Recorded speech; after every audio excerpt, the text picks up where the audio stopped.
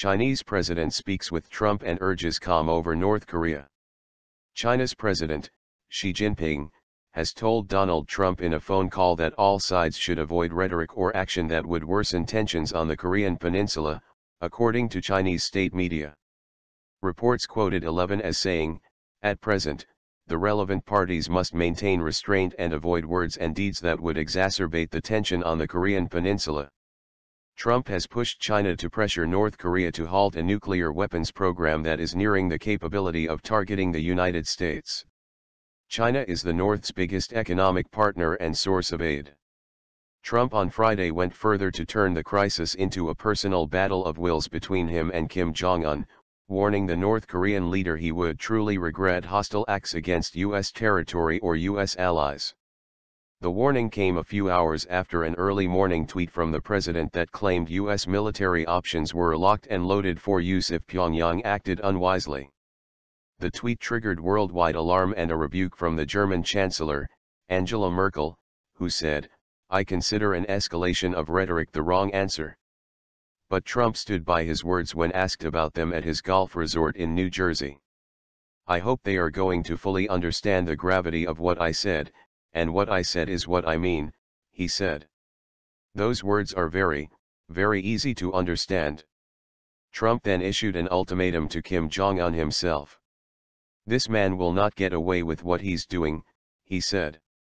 "If he utters one threat in the form of an overt threat, or if he does anything in respect to Guam or any place else that's an American territory or an American ally, he will truly regret it, and he will regret it fast." Boris Johnson, the UK Foreign Secretary, said on Twitter that Britain was working with the US and other countries in the region to end the diplomatic crisis.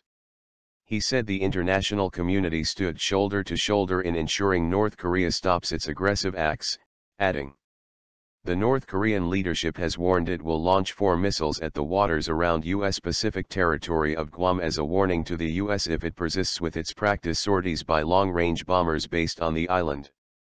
Despite gung-ho language from the U.S. president, there was no change in U.S. deployments in the region or a change in the alert status of U.S. forces. And it was reported on Friday that the Trump administration had reopened a channel of communication between U.S. and North Korean diplomats at the UN. According to the Associated Press, the New York channel had been broken off by North Korea in protest against sanctions in 2016, but it was revived this year between Joseph Yun, the U.S. envoy for North Korea policy, and Pak Song-il, a senior North Korean diplomat at the country's UN mission. The U.S. State Department said it had no comment on the report. It had previously been reported that there had been diplomatic contacts about U.S. detainees in North Korea, but the new AP account said the talks addressed wider issues, although such contacts had so far failed to moderate the exchange of threats between the leaders of the two countries. Asked about the report on Friday, Trump said, "Well, we don't want to talk about progress, we don't want to talk about back channels. We want to talk about a country that has misbehaved for many, many years, decades, actually, through numerous administrations, and they didn't want to take on the issue, and I had no choice but to take it on, and I'm taking it on. And we'll either be very, very successful quickly, or we're going to be very, very successful in a different way, quickly." As for Merkel's criticism earlier in the day, Trump said, "Maybe she's speaking for Germany, let her speak for Germany. She's a friend of mine, she's a very good person, a very good woman, she's a friend of Ivanka. Perhaps she is referring to Germany. She's certainly not referring to the United States, that I can tell you." In his comments, Trump made it clear that domestic political considerations played a role in shaping his rhetoric. "If somebody else uttered the exact same words that I uttered, they'd say, 'What a great statement, what a wonderful statement,'" Trump said. "But I will tell you, we have tens of millions of people in this country that are so happy with what I am saying, because they say, finally, we have a president that's sticking up for our nation and, frankly, sticking up for our friends and our allies." Speaking to reporters in California, the U.S. Defense Secretary, James Mattis, said a conflict on the Korean peninsula would be catastrophic and stressed that U.S. diplomats should take the lead in resolving the crisis. Mattis pointed to a UN Security Council vote at the weekend for more sanctions against North Korea as a sign that diplomacy was making progress. However, Friday's tweet, sent out by Trump at about 7:30 am from his golf resort in Bedminster, New Jersey, put the emphasis back on the use of force. A White House official later played down the significance of the tweet, saying there were continuously updated military contingency plans for any global crisis. This isn't anything new, the official said, according to CNN. The contingency plan for war on the Korean peninsula, Plan 5027, envisages a buildup of the U.S. military, including half the U.S. Navy and more than 1,000 aircraft in the region, over 90 days. More than 200,000 U.S. civilians would also have to be evacuated. Later on Friday morning, the president retweeted U.S. Pacific Command, which had posted pictures of B-1B Lancer heavy bombers on exercises over the Pacific with the Japanese and South Korean Air Forces on August 7, accompanied by text saying the planes were ready to fulfill the Ready to Fight Tonight mission of U.S. forces in South Korea, if called upon to do so. Trump's messages continued a war of words between the president and North Korea that ignited on Tuesday when Trump, following reports of a breakthrough in Pyongyang's weapons program, threatened to unleash fire and fury like the world has never seen on North Korea if the regime continued to threaten the U.S. Advertisement. Kim Jong-un's government responded the next day by deriding Trump's remarks as a lot of nonsense and publishing detailed plans to launch missiles to land in the waters around the U.S. Pacific territory of Guam. Pyongyang has warned that continued practice sorties by B-1B bombers over South Korea would trigger the launch of the 4 Hwasong-12 intermediate-range missiles that would be aimed at the waters around their base on Guam.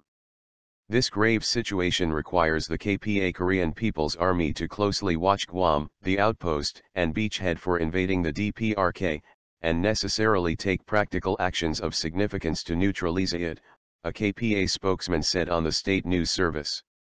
It added that the missile launch, if ordered, would aim to contain the U.S. major military bases on Guam, including the Andersen Air Force Base, in which the U.S. strategic bombers, which get on the nerves of the DPRK and threaten and blackmail it through their frequent visits to the sky above South Korea, are stationed, and to send a serious warning signal to the U.S.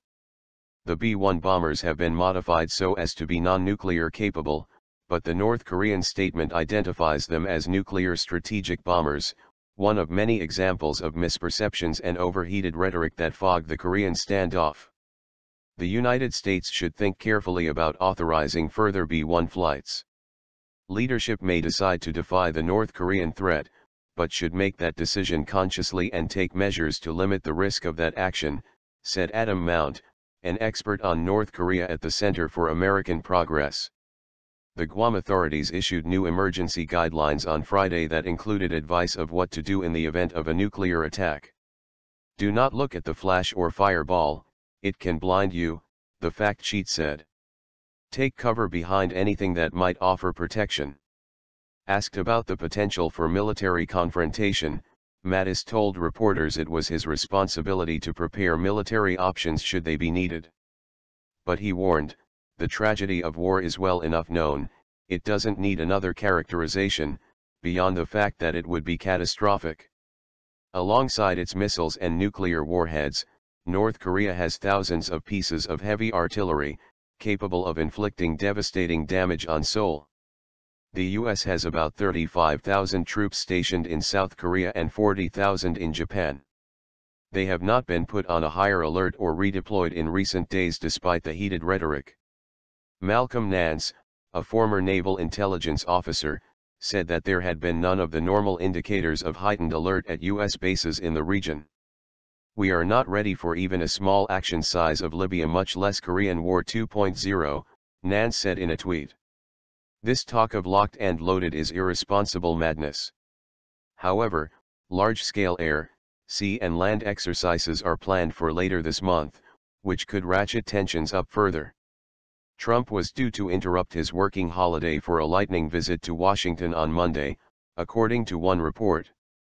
but it was not clear whether the trip was connected to the North Korean standoff, and there are secure facilities at his Bedminster Golf Club where he can discuss national security matters. The North Korean military has said its planned missile test aimed at the sea around Guam will be ready for launch on orders of the country's leader from mid-August. In his remarks, however, Mattis repeatedly underlined the role of diplomacy and non-military pressure on Pyongyang, and the key roles played by the Secretary of State, Rex Tillerson, and the U.S. envoy to the United Nations, Nikki Haley. "You can see the American effort is diplomatically led," Mattis said. He added, "It has diplomatic traction. It is gaining diplomatic results. And I want to stay right there right now."